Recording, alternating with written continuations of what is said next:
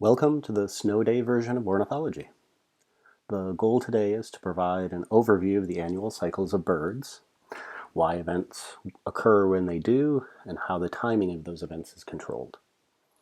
You'll want to read the excerpt from the chapter on annual cycles from Gill before we begin, or have it with you as you go along. I've also posted a copy of the handout for today, and it might be handy if you have that printed out and will help you take notes. What I'm going to try to do in this lecture is highlight the key points from that chapter that you'll need to know for lecture, and I'm also going to be adding some additional examples that you'll need. Between the assigned reading and this lecture, you should have the background needed for the next few lectures, and yeah, this will be covered on the exam. Okay, let's get started. The material represents a shift from the first month's lecture, where what we really focused on was trying to understand what birds are. And we're now going to transition into the next phase of class, where we try to understand what birds do. In the context of this course, of course, that means that we're going to be going back to that evolutionary framework that we've talked about, where understanding means understanding the evolutionary mechanisms in history that produce what we see and the diversity that we see in this case, what birds are going to do. If you remember back to when I described natural selection and Darwin's contribution to having put together the logic that explains how evolution occurs and produces this good fit between organisms and their environment, I mentioned, using Darwin's phrasing, the importance of the, quote, struggle for existence. The fact that it's really unlikely for an organism to be able to succeed in reproducing and contributing to the next generation. I showed you this graph from Peter and Rosemary Grant's work on Galapagos finches, which shows in this case, on the y-axis, the number of recruits, that is, the number of young that actually reach reproductive age, produced by a female during her entire lifetime.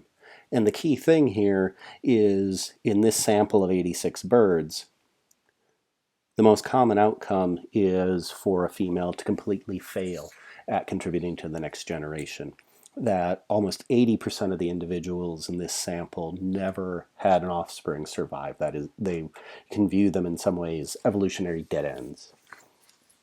Now, when we talk about natural selection and how it works, we can view this struggle for existence in some ways as a game, where the goal is to win the struggle for existence. The winners, those that actually have some lifetime reproductive success, are those that contribute to the next generation. And of course, in order to succeed, you need to successfully do things. Now, one of my favorite cartoons that demonstrates this is here, where you can see the evolutionary progression of explaining what is the meaning of life, that is, to eat, survive, and reproduce.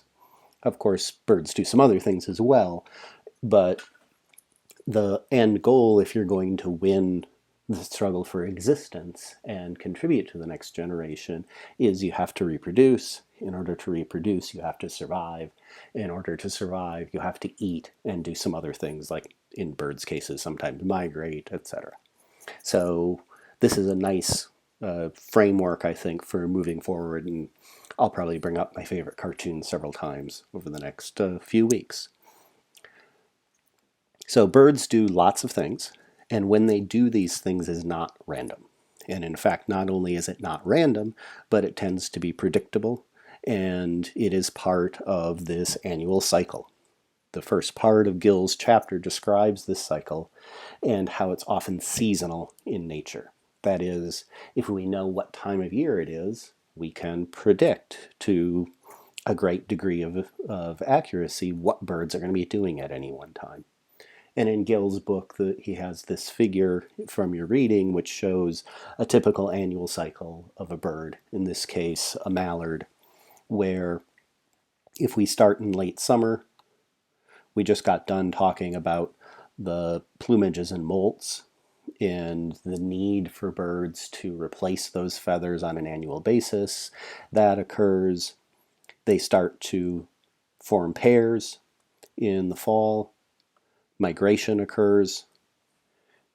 They spend time on the wintering grounds where during the winter they continue to pair bond and till we get to spring, when there's a spring migration back to the breeding grounds.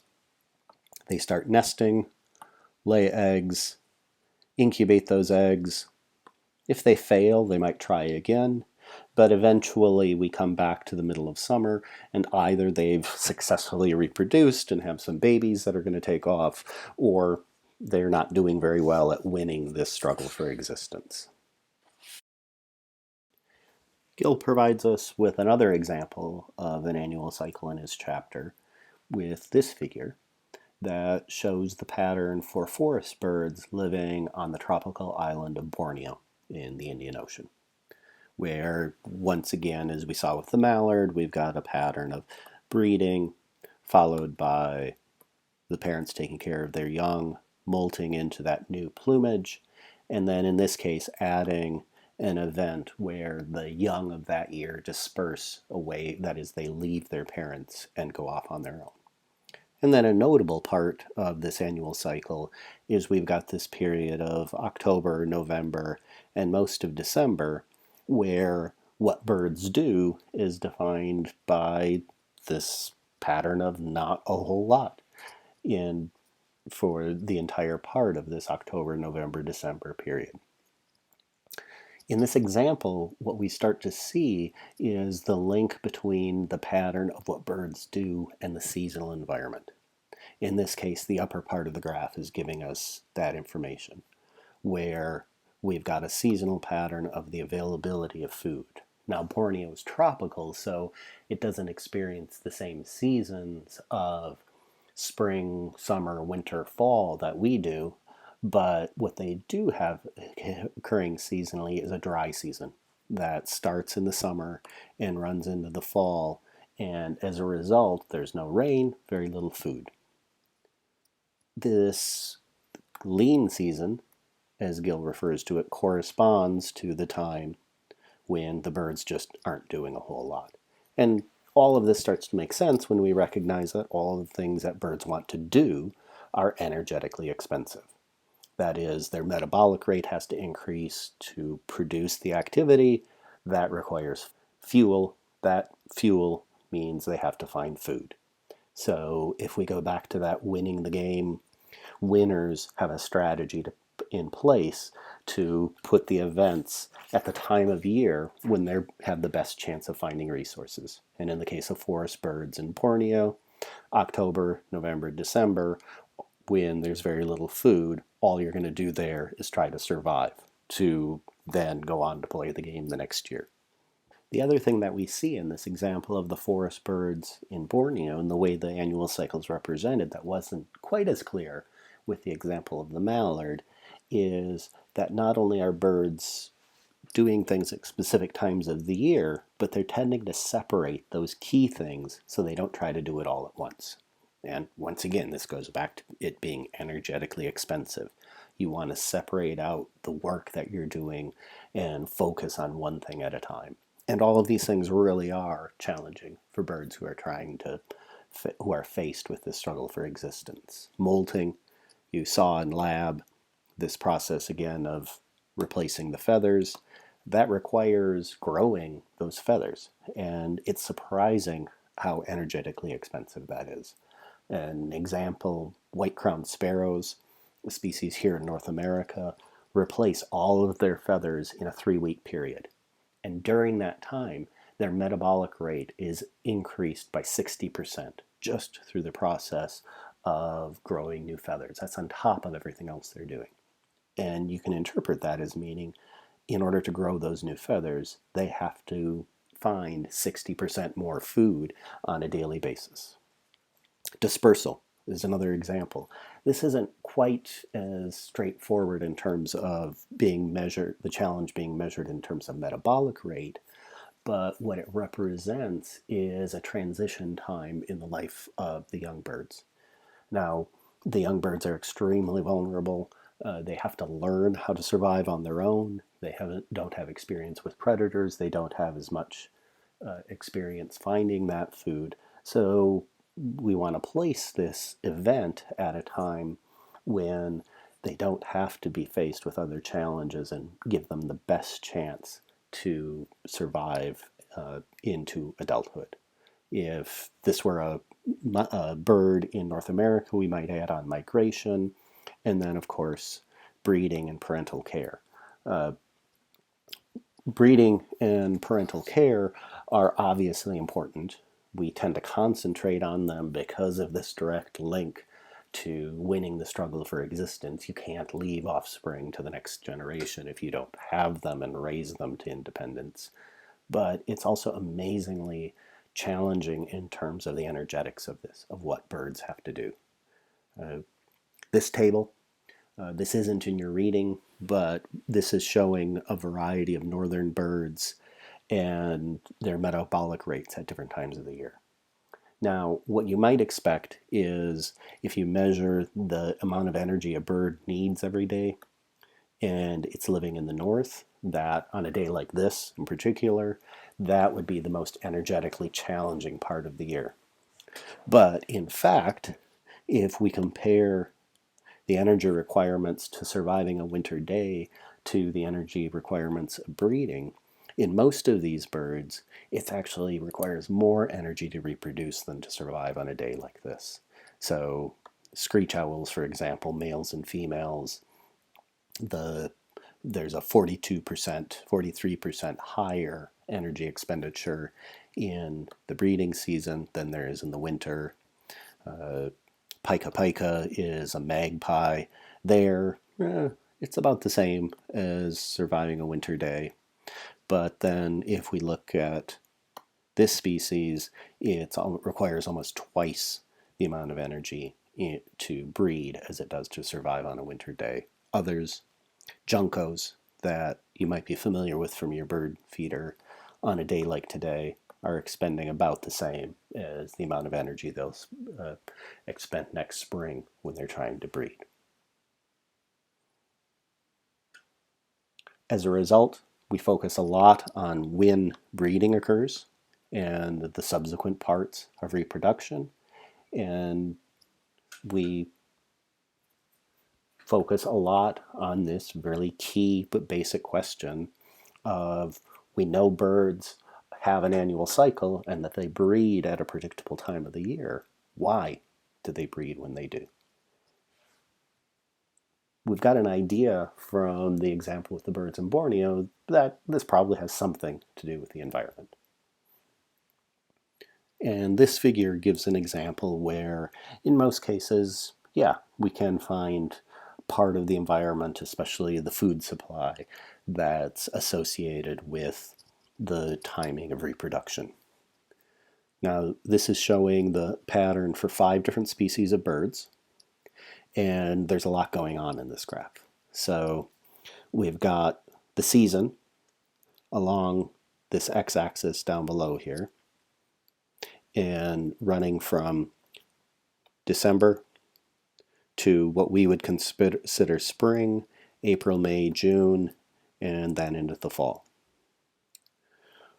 For each species, there's a line graph where in each of these we've got a measure of the amount of food available. There's no scale here, but it gives relative to the rest of the year. So if we look at this falcon that lives in southern Europe, you can see that the peak food supply occurs in late summer. If we look at a bird that you'll see later in the year, that eats aerial insects, the tree swallow, there the amount of insects available in late spring is low, but as it warms up, it increases dramatically, levels off in the summer before, as the summer starts to dry and get hotter, the level of food declines. And again, you see a different, but for each species, but the pattern's there.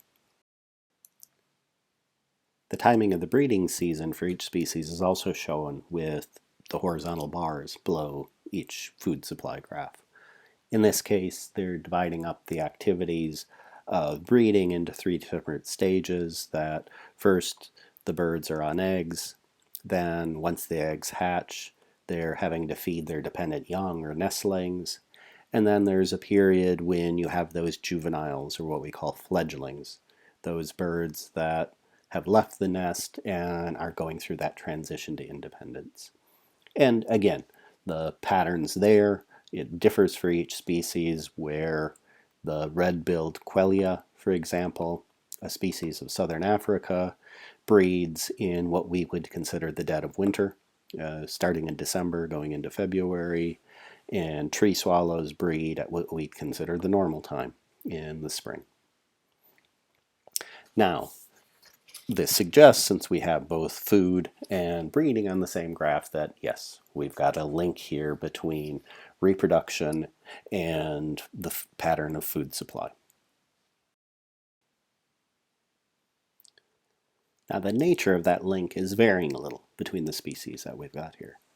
If we look first at two species that breed here in Nebraska, the tree swallow and the American goldfinch, we see what, at least for me, is the pattern that we'd expect. That as food supply starts to increase in the spring or early summer, that's when they start to breed. There's variation here among the species. Others, for example, the falcon and this boreal owl, tend to breed before the food supply increases. And in this case, the peak in food availability is when there are fledglings. And this might make sense if you think about the difficulty involved in learning how to catch the food that these species specialize on. In the case of Eleanor's falcon, they specialize on catching migratory birds, and boreal owls catching small mammals. That the key stage here might be when those fledglings are trying to learn how to hunt. And so you want to have those fledglings out there learning this key skill when there's the most food available. The quelea, we'll come back to, seems to be a little bit of an oddball. It starts breeding as the food in its environment is actually declining rather than increasing. But the typical pattern that we'd expect is tree swallow and American goldfinch. This varies a little bit from year to year, so we can look at a little more detail in this graph from McGill for the tree swallow, showing among a bunch of different years.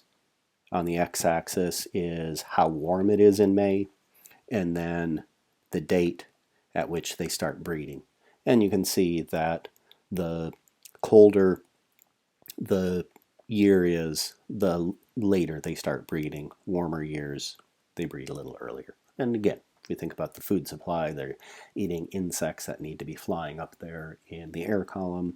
That makes sense that, again, timing of breeding is associated with the environment and food supply specifically. So we can start to answer this question: why do birds breed when they do? And they breed when they do because the environment varies, and they're breeding when the conditions are best for this challenging activity of raising young to try to win the struggle for existence. As is so often the case, answering one question just brings up another question that needs to be answered to help us understand what it is birds are doing. We've established that there's a predictable pattern to the annual cycle, and that it's very important that key events such as breeding are timed to coincide with seasonal changes in the environment. Now the question is, how is it that birds manage to time these events appropriately? We're going to take this question in the second part of this lecture screencast. You can take a break now. When you're ready, return to Blackboard, and you'll find a link to the second part of this lecture.